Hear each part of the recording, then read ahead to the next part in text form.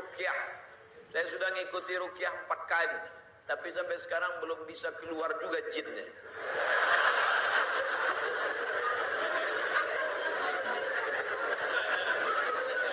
Nanti pergi ke Pekanbaru, mana tahu hari libur, di belakang Hotel Premier ada Masjid Al-Falah. Ini nomornya, catat. Mana tahu ke Pekanbaru. Mungkin sama Ustadz ini jin itu tak takut, yang ini dia takut. Catat nomornya. Ketua Asosiasi Ruqyah Indonesia Provinsi Riau Daratan. Namanya Ustadz Saifullah. 0812 768 9119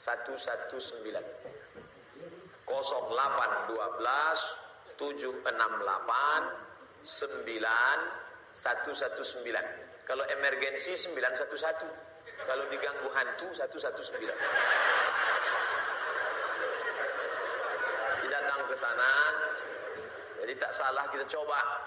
Kalau siang namanya Ustadz Saifullah, kalau malam namanya Ustadz Zafrullah. Di masjid yang sama. Mana tahu kebetulan ke Pekanbaru malam. Datang ke masjid yang sama, namanya Ustadz Zafrullah. Ada orang 7 tahun nikah tak punya anak. Diruqyah sama Ustadz Zafrullah, punya anak. Pas ditanya kenapa? Rupanya ada jin yang menghalangi pertemuan antara sperma dengan sel telur. Dihalanginya, sehingga tak jumpa. Jangan. Dibaca usir.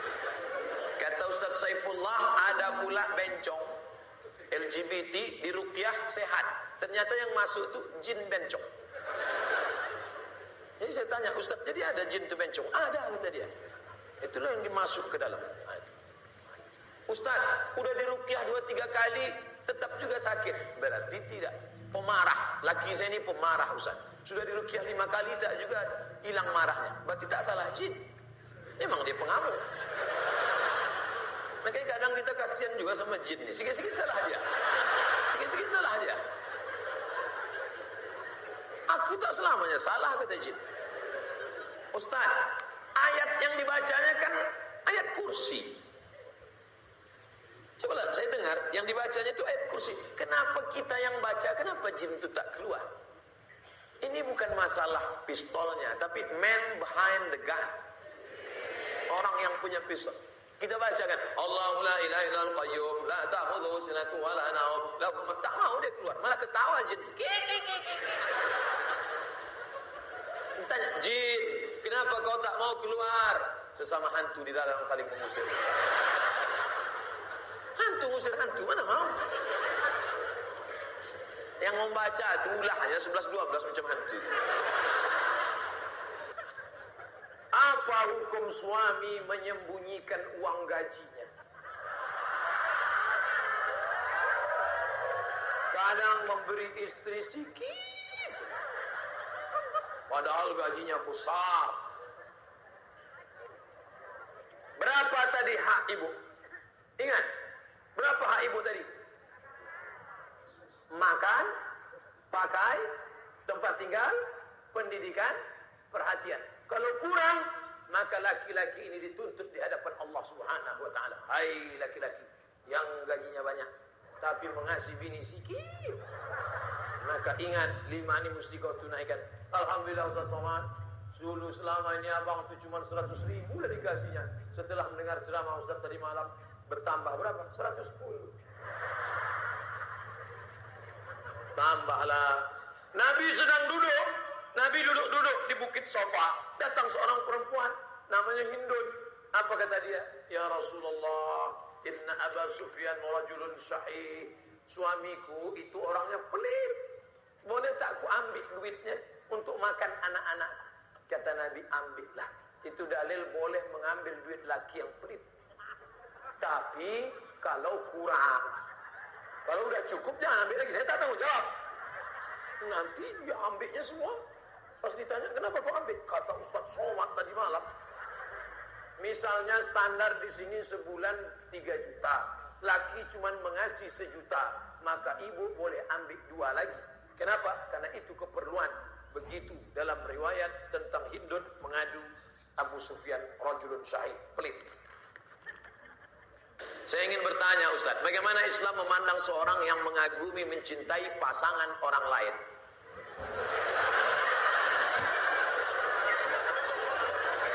Bagaimana pula jika orang itu memiliki perasaan yang sama dengan kita?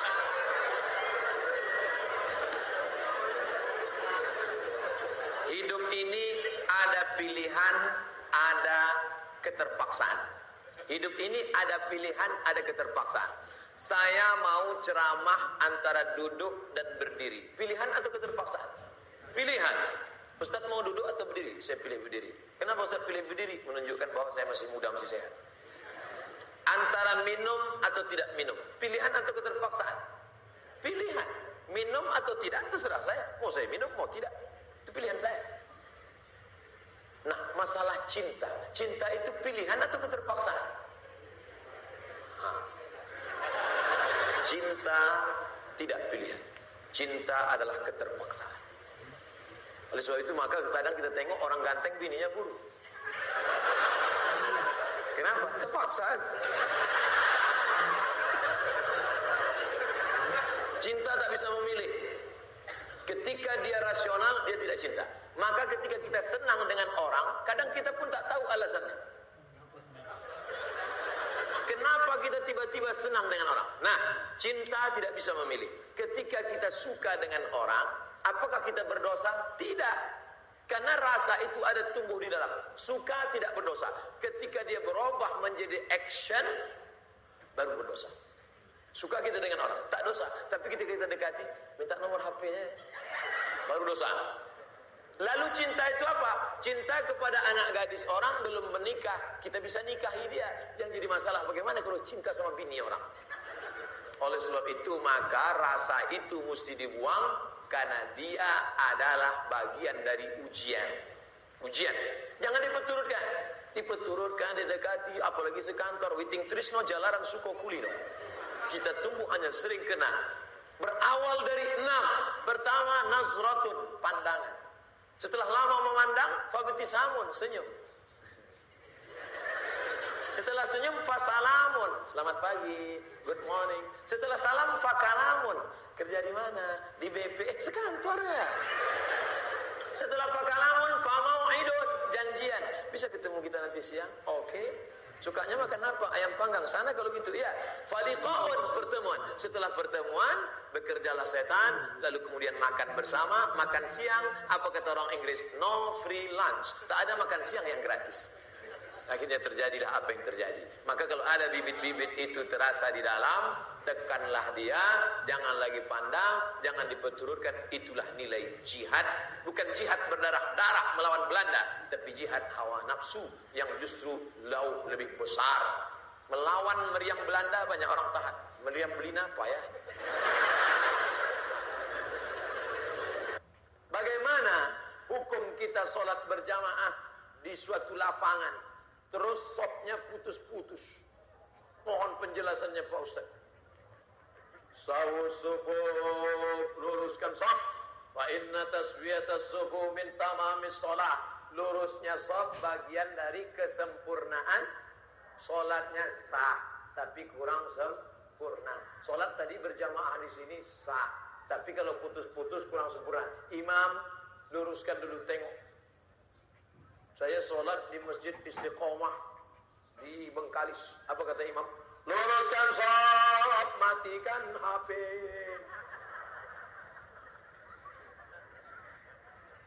Ada pula di masjid lain, luruskan sholat, angkat kaki celana.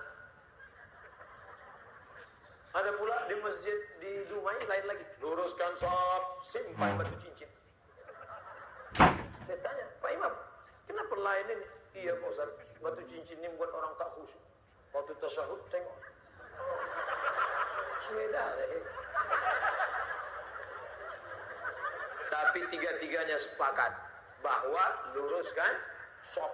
Cara meluruskan sok itu Pak Ustaz, ujung kaki di ujung tumit, ujung kaki di ujung sok. Kiblatnya ke sana. Ini ujung sajadah tumit. Tumitnya yang rata. Takut pula terlentang. Tumit. Jadi yang rata itu tumitnya. Adapun ujung kakinya ya tergantung kaki masing-masing. Kan? Kalau kakinya panjang, panjang. Kalau pendek, pendek. Mangkibun bimangkibin. Bahu rapat dengan bahu. Bahu bersentuh dengan bahu. Bersentuh dengan bahu. Saya kalau bahu saya disentuh orang, saya tak. Cuman kalau kaki kadang disentuh, geli kita. Nah, jadi kalau ada kawan, kita senggol kakinya sekali, dia geser, jangan disenggol lagi. Nanti asik ngurus kaki. Saya khawatirnya dia preman baru tobat. Begitu kita dipijakannya, gitu. Bertinju kita di masjid.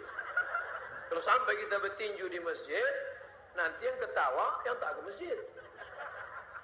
Kenapa orang itu bertinju di masjid? Gara-gara kaki. Untung kita tak ke masjid. Lepak balak 6. Nah, jadi bahu rapat dengan bahu, kaki rapat-rapat sedikit lah. Kalau dia risau atau setempel. Setelah itu barulah imam angkat takbiratul ihram. Allahu Akbar. Bagaimana hukum suntik rubella yang belum sertifikasi halal MUI? Sampai sekarang Majelis Ulama Indonesia tidak mengeluarkan sertifikat halal sampai hari ini. Itu yang disampaikan oleh Sekjen MUI, Wakasekjen MUI, Kiai Haji Dr. Kiai Tengku Zulkarnain. Oleh sebab itu kalau ada yang memakai itu alasannya karena darurat. Karena kata dia kalau tidak disuntikkan ini anaknya sakit cacat, mati. Kita kalau dipilih antara dua, mati atau makan babi, pilih mana? Makan babi, tak boleh pilih mati. Masuk ke dalam hutan, pilihan cuma dua, mati sama makan babi. Kau pilih mati atau makan babi? Aku mati aja lah, tak boleh. Mesti makan babi. Ambil kecap, colek-colek babi itu.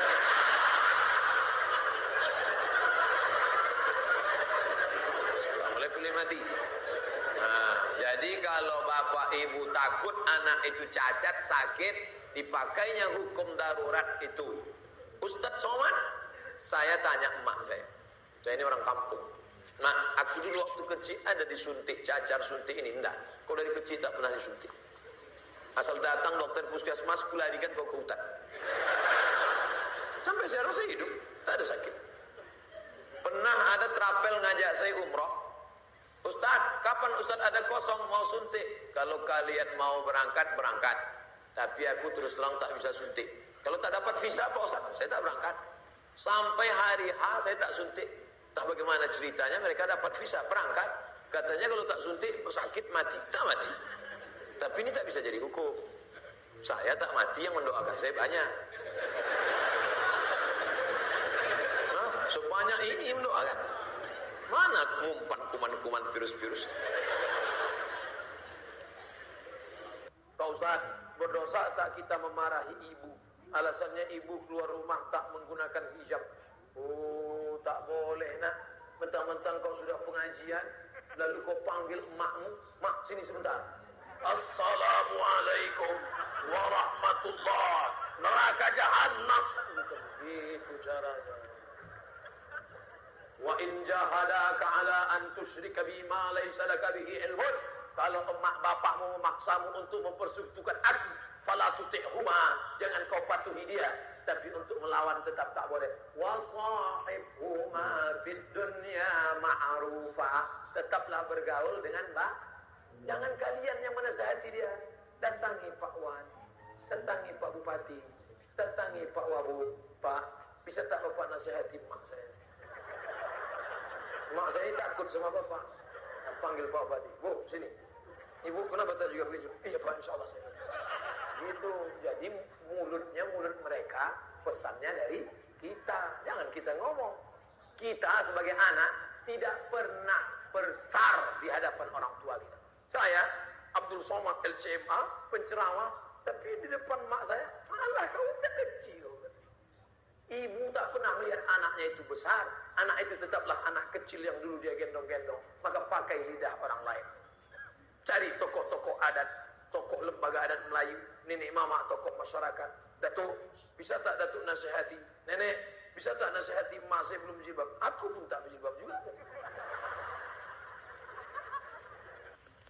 Apa hukum orang yang mampu beli mobil tapi minyaknya pakai subsidi premium? Ini nyindir saya nampak. Janganlah main sindir-sindir. Kalau mau turun saya baru tanya langsung. Berat menjawabnya. Kita bandingkan dengan negara lain, bagaimana harga minyak, bagaimana hebatnya negeri kita, gemah ripah, loh jenawi, tongkat dan batu jadi tanaman, untayan zamrud, katulistiwa di bawah minyak, di atas minyak.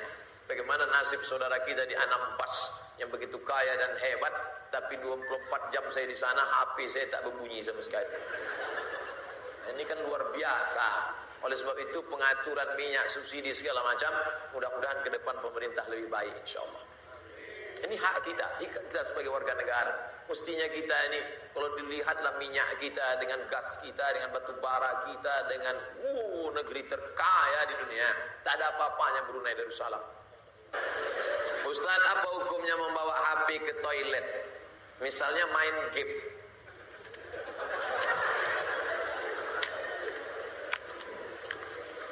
Ada orang buang air besar sambil main game.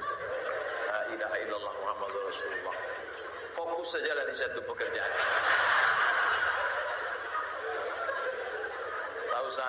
Tak usah lain-lain. Pak Ustaz, saya mau nanya, apakah orang yang bertato itu tidak diterima sholatnya? Ada orang pakai tato. Apa tulisan tatonya? Orang yang bertato tidak diterima sholatnya.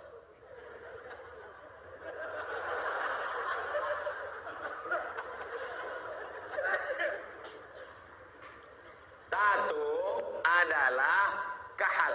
Kahal adalah celah yang dimasukkan ke dalam kulit dengan cara dilobangi, dimasukkan kahal. Itu tato zaman jadul. Tato zaman sekarang, tato listrik, tato macam-macam jadi banget. Mantap, waktu masih muda tegap, gambar tatonya ular kobra. Setelah tua kena diabetes. Mengkurut, cacing pita.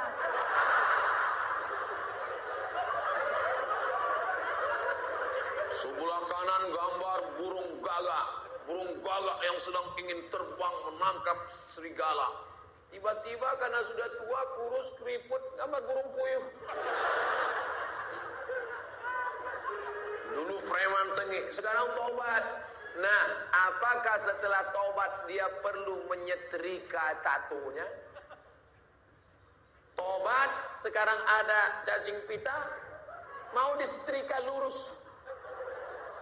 Maka saudara-saudaraku yang sudah bertato tidak perlu menyetrika tatonya, wuduknya sah, air wuduknya masuk, sudah dikaji oleh para ulama, tidak perlu membuang tatonya.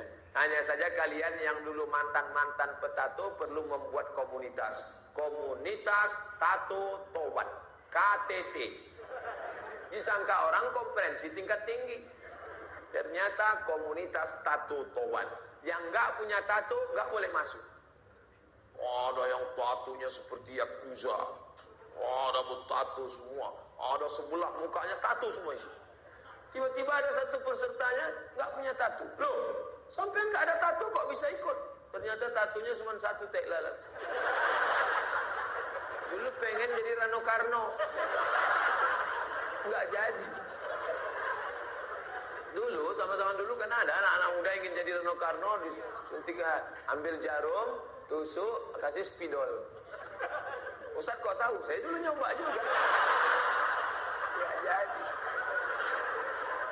Nah, bagi yang belum punya tato, jangan buat tato. 5. La'anallahul wasimat, Allah melaknat yang tukang buat tato. Wal mutasimat, minta buatkan tato. Wal mutanammisat, yang mencabut. Ini alis atau bulu mata? Alis, mencabut alis. Ini jangan dicabut. Ini mau nikah, wah, dicabut. Cabut, enggak mempan cabut, dicukur. Hilang. Tukang buat tato, minta buatkan tato, mencabut bulu mata, alis mata. Wal mutafallijat, mengotak-atik gigi. Gigi sudah bagus, dia otak-atik, kecuali giginya memang enggak wajar. Setiap melihat dia senyum, pingsan 3 orang. Hai, pingsan. Itu boleh pakai kawat. Dulu seingat saja kawat itu kan untuk pagar. Sekarang gigi pakai kawat. Hari Senin ungu, hari Selasa merah, hari Rabu pink. Setiap ketemu, itu nggak boleh, mubazir, sakit. Pokoknya merubah yang nggak wajar jadi wajar, boleh. Merubah yang nggak normal jadi normal, boleh. Tapi yang sudah normal jadi abnormal, nggak boleh. Nah, oleh sebab itu yang bertato, kalau ada imam kita bertato, nggak usah dipermasalahkan. Nanti selesai sholat, ini sholat kita sah nggak ya? Nampaknya nggak. Pokoknya baik-baik semua. Kalau orang tua saya sebelum meninggal berwasiat kepada saya untuk pergi haji, apakah saya harus memenuhi wasiat itu? Apa tidak? Sedangkan saya belum naik haji. Bagaimana balasan? Dia wasiat aja gini. Duh, iki ono uang 50 juta. Nanti kalau saya meninggal, kamu harus menghajikan saya. Anak ini bolehkah menghajikan bapaknya? Boleh, dengan syarat dia haji dulu. Namanya badal haji. Nah, boleh nggak dia pakai uang ini untuk berangkat haji dia? Nggak boleh, karena uang ini untuk menghajikan bapaknya. Oh, rupanya mikrofon ini nggak boleh kuat-kuat karena bapak ini menghaji. Makanya nggak boleh menghaji.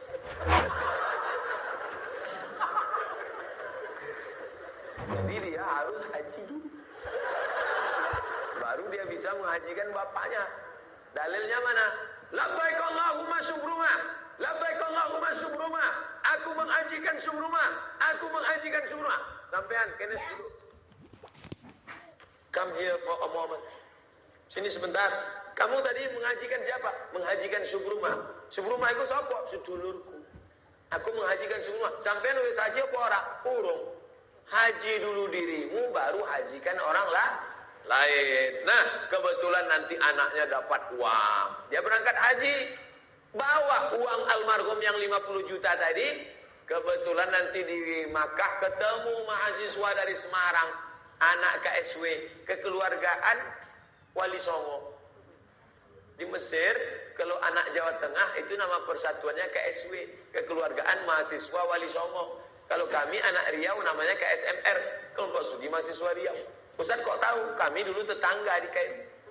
Kami di atas anak Riau, di bawah anak KSW, kawan akrab. Nah, tanya dia, sampean dari mana? Dari Kairo, sedang haji ya? Iya, rumahnya di mana? Di Semarang. Oh, ketepatan, saya mau membadalkan haji bapak saya. Lihat dulu mana KTP-nya, betulkah pelajar dari Al-Azhar? Jangan sampai ngaku-ngaku bohong. Lalu kemudian serahkan, ini badal haji untuk bapak saya. Maka hajinya sah.